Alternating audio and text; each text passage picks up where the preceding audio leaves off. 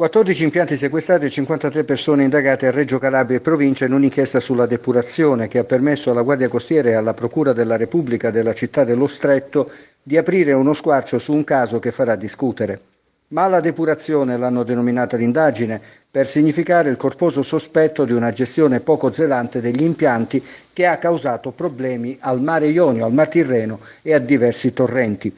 Per questo sono finiti nel registro degli indagati dirigenti di società che gestivano gli impianti e funzionari di uffici tecnici o dei lavori pubblici di alcuni comuni. Sotto inchiesta anche sindaci che nel territorio hanno avuto la responsabilità della depurazione sui territori di loro competenza.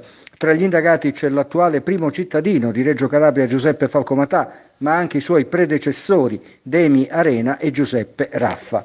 Indagati anche gli ex commissari straordinari di Reggio Calabria. Altri comuni interessati a questa inchiesta sono Bagnara, Villa San Giovanni, Motta San Giovanni, San Lorenzo, Scilla e Cardeto. L'inchiesta arriva a fine estate, ma già da mesi la Guardia Costiera stava lavorando sulla situazione. I 14 impianti sequestrati saranno affidati adesso ad un custode giudiziale, individuato nel dirigente del Dipartimento Ambiente della Regione Calabria.